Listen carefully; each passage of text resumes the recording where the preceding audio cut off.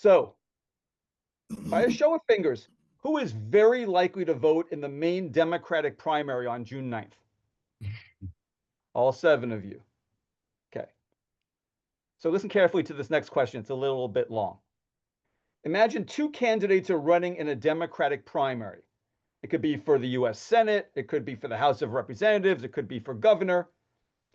Conceptually, what's more important to you when it comes to voting in the Democratic primary? Picking the candidate that takes the fight to Trump, or picking the one who has the best shot at beating the Republican opponent in November? So, show of fingers. Who says a candidate that will take the fight to Trump?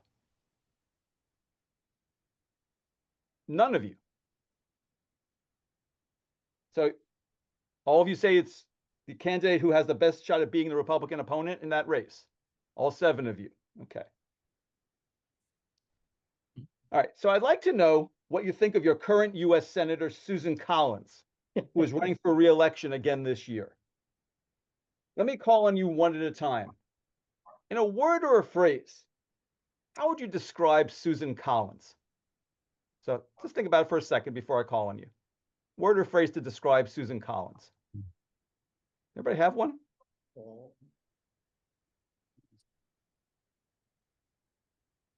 Everybody have one?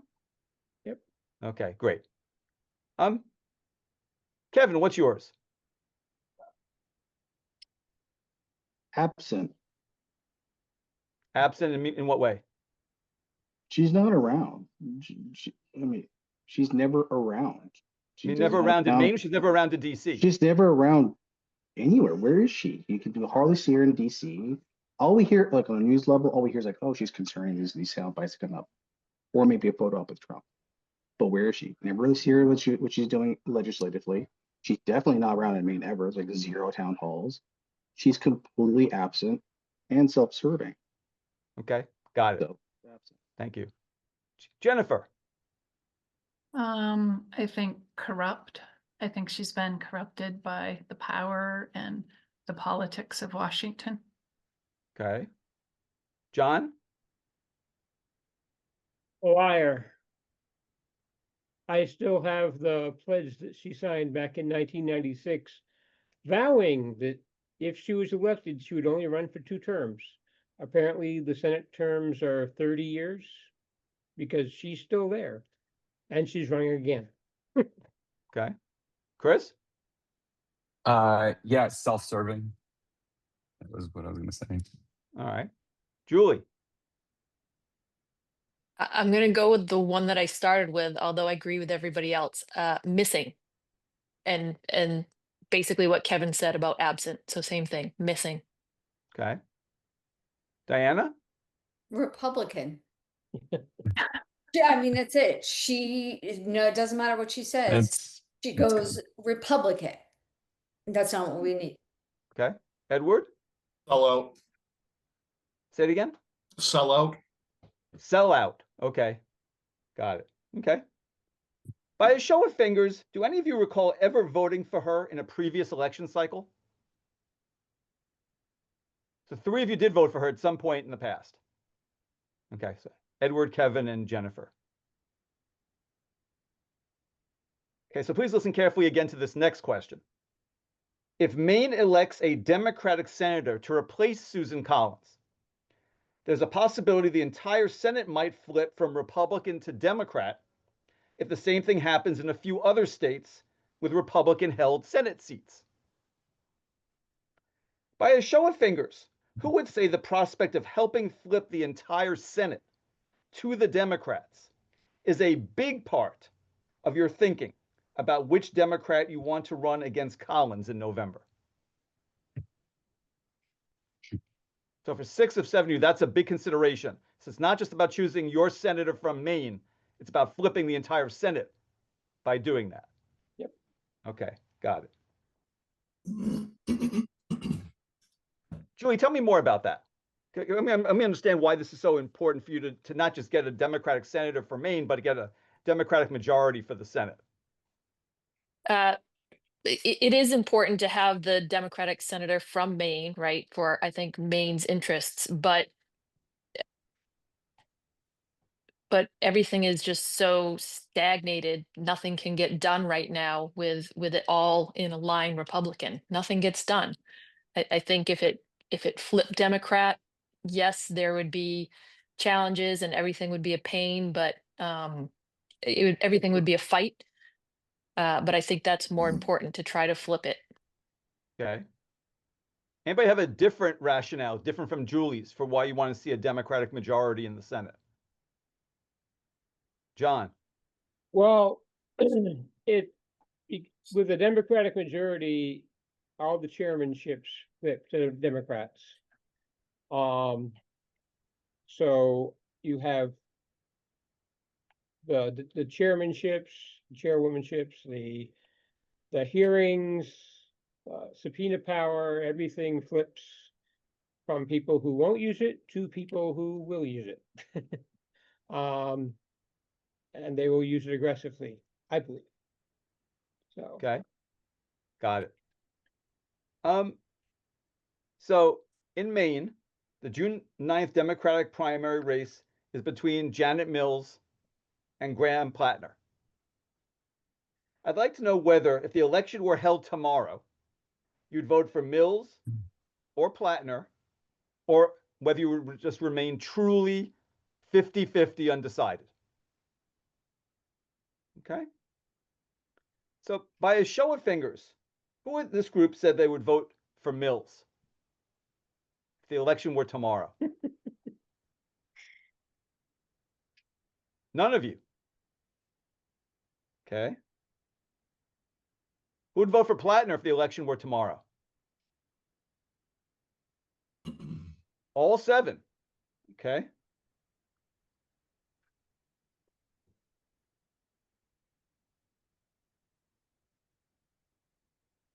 Tell me why you'd vote for him.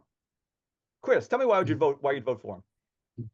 I just think it's a different Democrat, and it's these times need someone that's different. We need something that's a different approach than what's happened. And when you hear him talk, there are things that I feel like he's resonating with the people of Maine a lot more than someone who's been.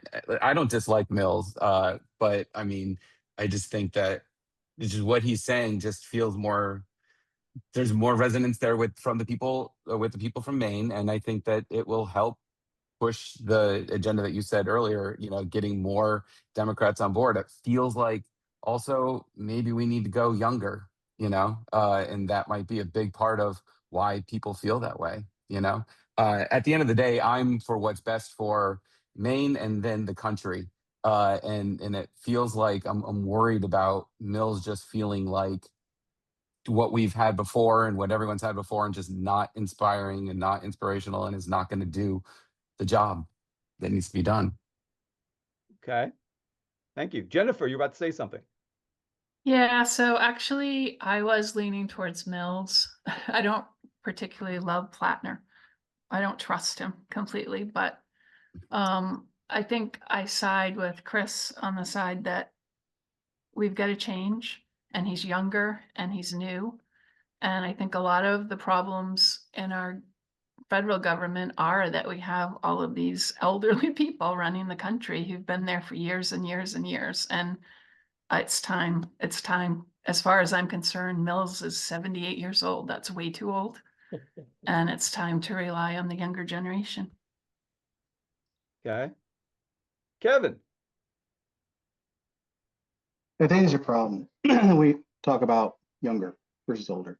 It has nothing to do with age.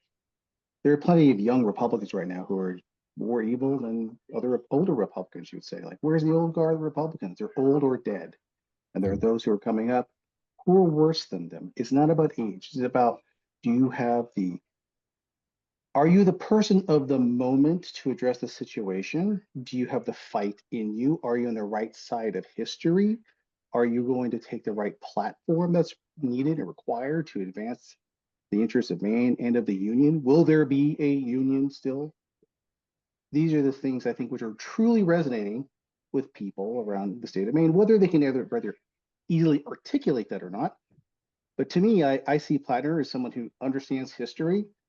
He's the first person in my lifetime of observing politics who's like quoted FDR, he's having fireside chats.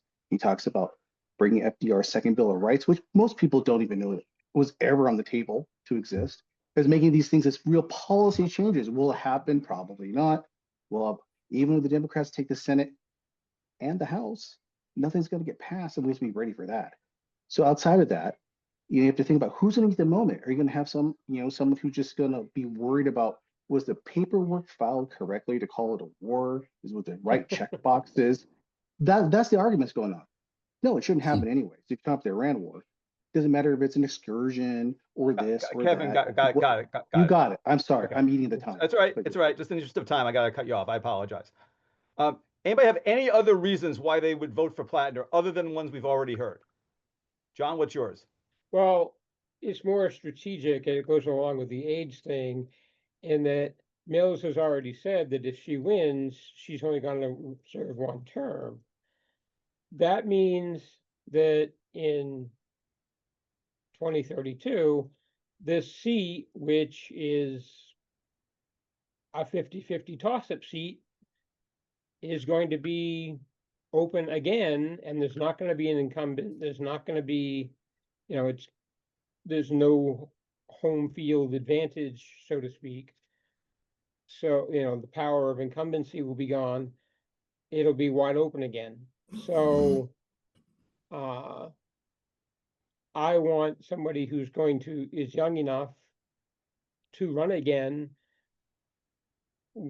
in 6 years, and not somebody who's going to step down and leave it wide open again. Okay, got it. And Diana, you had a reason? Well, I was also thinking what John was thinking about what Mill said about that, but two, it's just also the polls.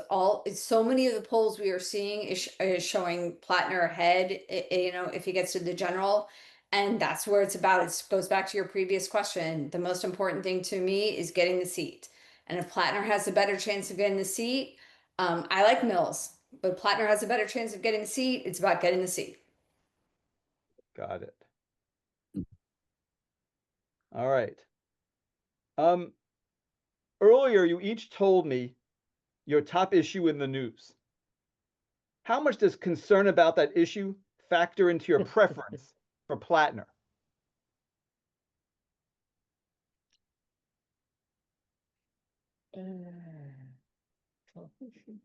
Or does it not factor into it?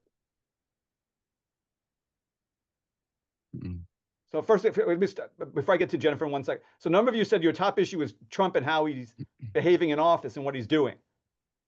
Talk to me about that vis-a-vis Plattner. And how does that factor into your preference for Plattner, if at all? Anybody want to go first? Anybody who said that Trump was your top issue? Jennifer, go first. For me, it goes back to, I think he can get the seat, and I think the only way we're going to get Trump under control is through the midterm elections, making a statement and taking back some of the power in the Senate and the House. Okay. Julie? I really can't separate it because I think it's too hard to separate Plattner out from defeating Trump. But I think that he has the ability to get that part of the job done. Okay. So you say defeating Trump, I mean, they'd be serving at the same time. Trump is term limited now, so. Yes. Right. But I mean, Sure he is. in his, I think if Plattner is elected, he is going to have a strong voice. I think that he is going to be able to get other Democrats behind him, and he will get behind other Democrats, even though he seems to kind of be a play by himself person right now. Okay. Any other thoughts about how, any other thoughts about how choosing Plattner would help you advance the issue that you're concerned about most? Kevin? But my concern is actually not Trump. It's actually the rule of law. Trump is a what he's doing is a byproduct of the fact that our checks and balances are failing. Our rule of law is failing because we have So we have not okay, we have found out that we have found out that everything in our government actually is more like a gentleman's handshake, and no one's enforcing things. And Plattner actually talks about constantly, specifically, pieces of law like this is illegal, that's illegal, what have you. He seems to be knowledgeable about that component and holding to account all the mechanisms of government to follow the rule of law. And if you can actually get that to work like it's supposed to in our social contract, then hypothetically everything else would fall in line. Hypothetically, Trump could be contained.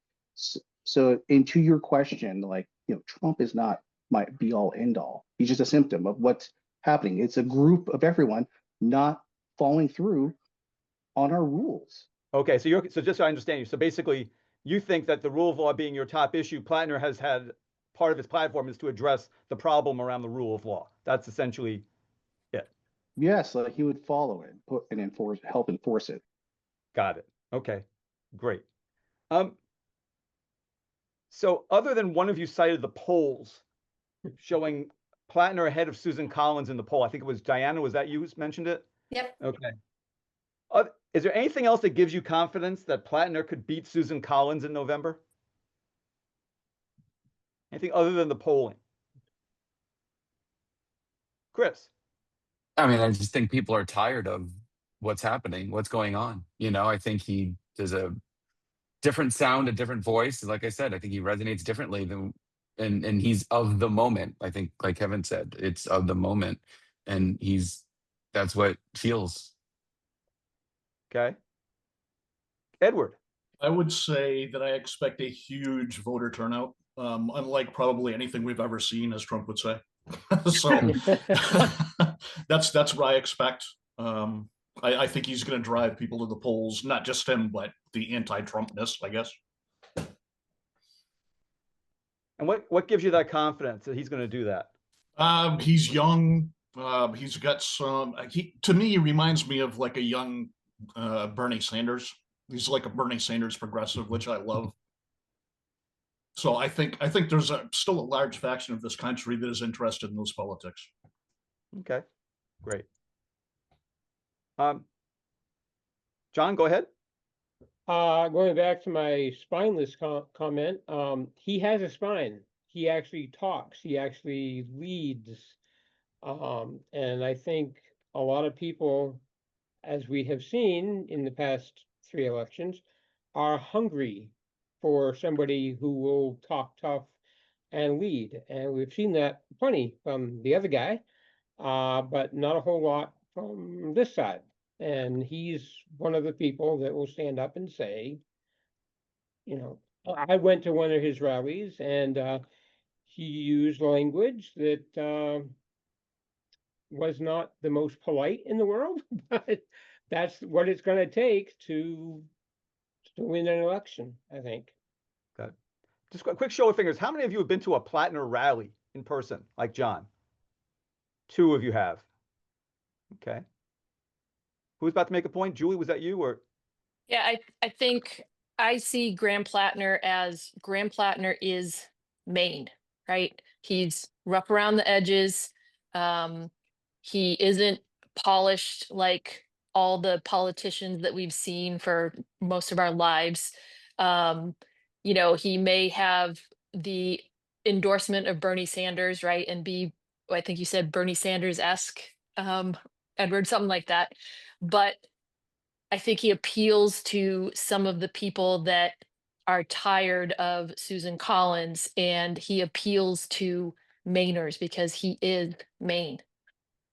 Okay. Jennifer, I just want to ask you about something you mentioned before, which is that you said you didn't fully trust Plattner. What was your issue there?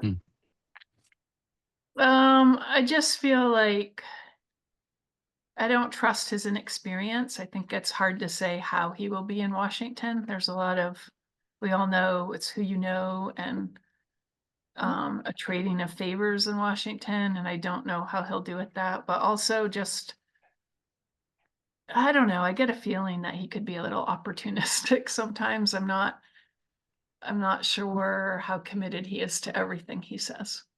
I guess that's my reservations. And what leads you to that conclusion that he's opportunistic? I feel like he hasn't really shown a huge interest in government before. And especially on the national level, but he just seems, it kind of seems like he just jumped in, and that may be passion, and that's fine. But there's enough things that he said in the past that we all know that give me pause for thought. And I'm just not completely clear on who he is. Okay. And how much is his presentation. Got it. Well, Cindy's going to play a 30-second ad from the Mills campaign, and I want to hear what all 7 of you, as likely Plattner voters, have to say about it.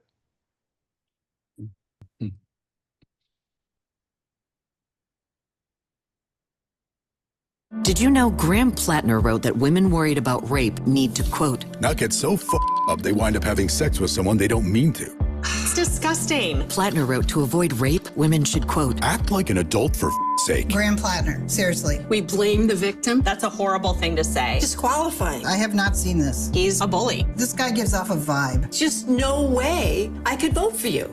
No. Graham Plattner, the closer you look, the worse it gets. I'm Janet Mills, and I approve this message. So how does this ad and other controversies around Plattner affect your willingness to vote for him? Does it cause doubt, other than for Jennifer, for the other 6 of you? Does it plant any seeds of doubt for you? Show of fingers, who would say that plants some seeds of doubt? Diana, it does a little bit? Well, it depends on what you mean by seeds of doubt. Because right now I'm going to vote for him. I'm going to do it holding my nose, but I'm going to vote for him because the polls are showing he's going to take the seat. And the most important part is that the Democrats take the Senate. So I'm going to hold my nose and vote for him, but that has been my position all along. So plant new seeds of doubt? No, but I'm holding my nose to vote for him. Okay. So how many of you, thank you, Diana, by a show of fingers, how many of you would say that you're holding your nose and voting for Plattner? Who else is in Diana's category? Okay, so I got Diana holding her nose, Jennifer with reservations. The other 5 of you, how many of you describe yourselves as all in for Plattner? You just love the guy and you can't wait to vote for him. Who's in that category? 2 of you. Okay, so Kevin and Julie are all in. And then Edward, Chris, and John, you're kind of like, you like him well enough? He's better than Mills? Is that kind of where you are? Edward, describe it for me. I'm in the Diana camp. I'm not holding my nose necessarily, but there's no justifying the statements he's made. He's tried to make excuses for him, which I'm personally probably not buying much of. But I just need somebody who's going to win. We need to get the Republicans the hell out. They're ruining our country, literally. Okay. So how many of you describe him as the lesser of 2 evils? In the primary between him. Well, okay. So I got Diana. So I got gradations of low enthusiasm on the bottom end. I got a couple people who really like him on the higher end. So it's becoming clear to me where you are in terms of this range of emotions for Plattner. But the unifying thing is, my understanding correctly, is you want the seat to go to Democrats and he's got the best chance. That's basically why most of you are voting for him. Okay, got it.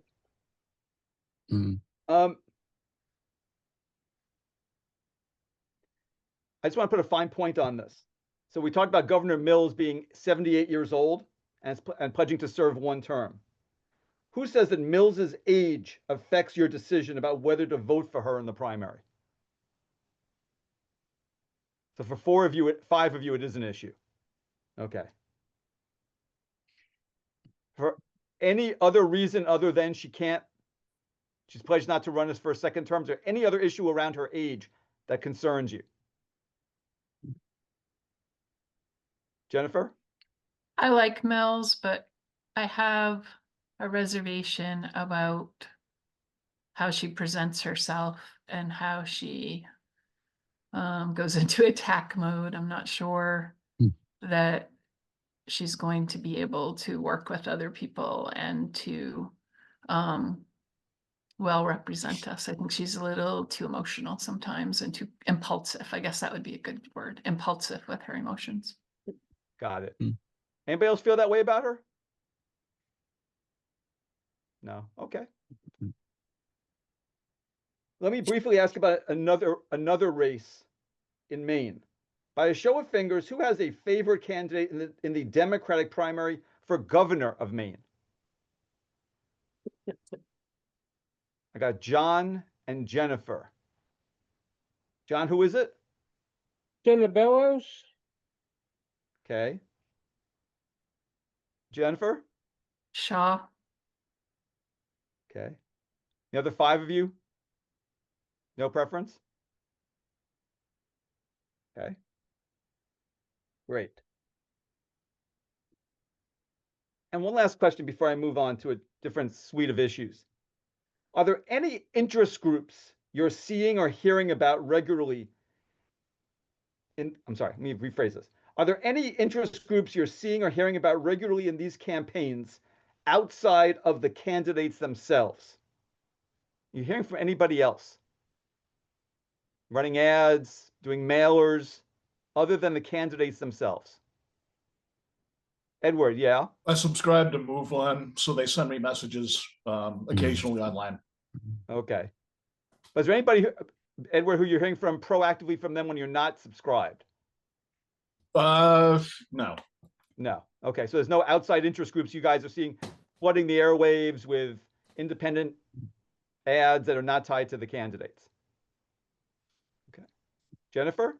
I'm getting a lot of texts that I don't know where they're from though, because I just delete them and block. Yeah. But I'm getting a lot of texts about Susan Collins, like for and against, not so much about the governor race.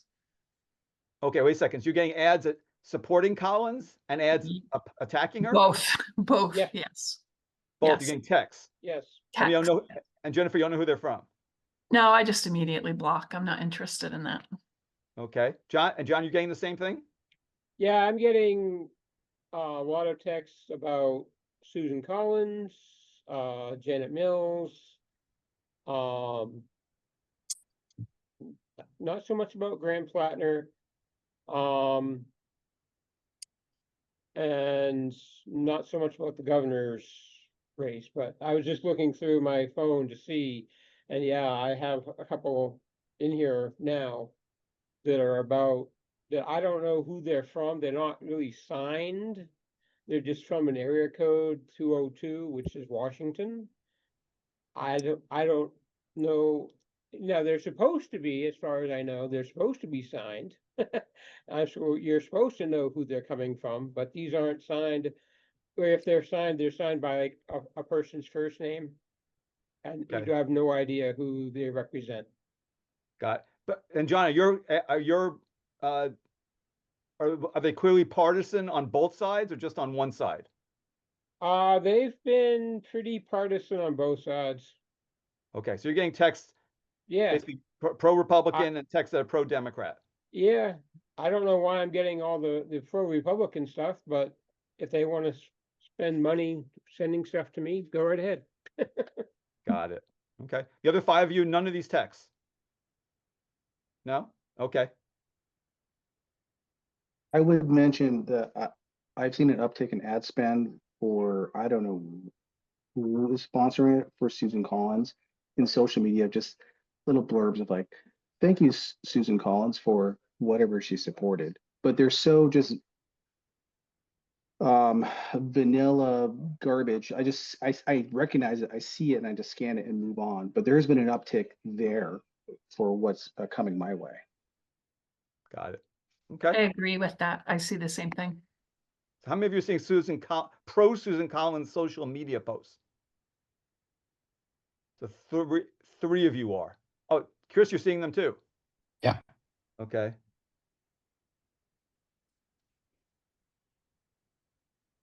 Great. All right.